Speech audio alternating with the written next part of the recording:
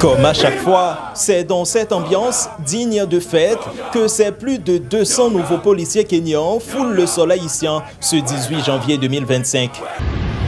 Dès l'atterrissage de cet avion d'Air Kenyan, ces policiers et policières de diverses unités de la police kenyane exécutent ce drôle de rituel que ce journaliste de Tripota et Lacaille qualifie d'ambiance carnavalesque. Les amis internes de Tripota et Lacaille, donc c'est un coup, on s'ouvre une ambiance carnavalesque, nous y est, par rapport avec les policiers kenyans qui vraiment mettent ambiance, qui mettent animation dans l'aéroport Toussaint Louverture.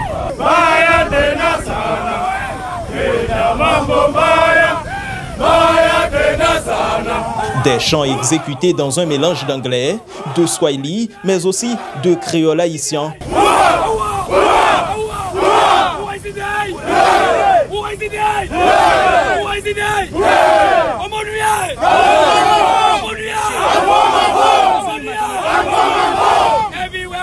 Prononcer ces quelques mots de créole, une façon intelligente pour ces policiers qui viennent aider à lutter contre les gangs de montrer leur engagement à combattre l'insécurité dans le pays, comme c'est écrit sur le drapeau de la mission.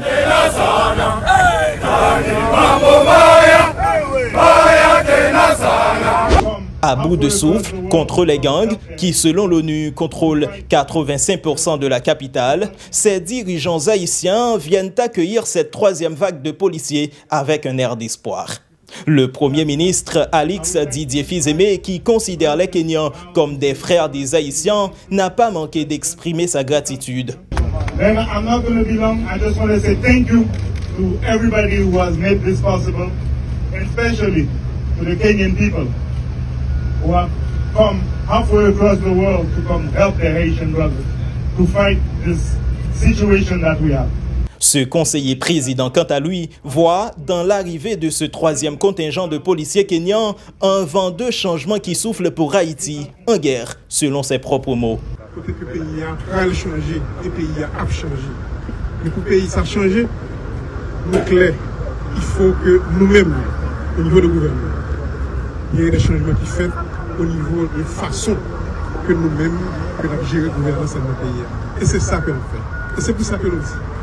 Le budget rectificatif qui est venu là, son budget rectificatif de guerre. Un budget de guerre, en effet, car ce pays, le plus pauvre du continent, est actuellement dirigé par 9 présidents. Vous l'aurez compris. Bref, déployé en Haïti dans le cadre de la mission multinationale de soutien à la sécurité, cette troisième vague de policiers kenyans rejoint les 400 qui étaient arrivés l'année dernière. Malgré la présence de cette mission sous l'égide des Nations Unies, la situation reste inchangée en Haïti. Selon le dernier rapport de l'Organisation des Nations Unies pour la migration, OIM, plus d'1 million d'Haïtiens sont déplacés en raison de la violence des gangs. Pourtant, parallèlement aux policiers kenyans, la police nationale haïtienne n'a cessé de mener des opérations pour tenter d'éradiquer ces criminels qui rongent la société haïtienne.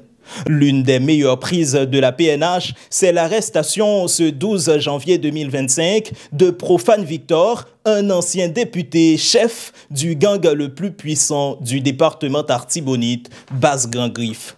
Espérons que la force multinationale de soutien à la sécurité se mettra au diapason avec la PNH pour contrecarrer les autres chefs de gang, comme l'ancien président Michel-Joseph Martelly, l'ancien sénateur Yuri Latortue, qui eux aussi sont sous les sanctions canadiennes, américaines et onusiennes. Zonga! Zonga! Nyonga! Nyonga! Weka!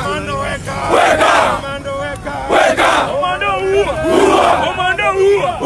Komando Panda! Panda! Komando Panda! Panda! Komando Panda! Panda! Komando Zonga! Zonga! Komando Zonga! Zonga! Komando Zonga! Zonga! Komando Zonga! Zonga!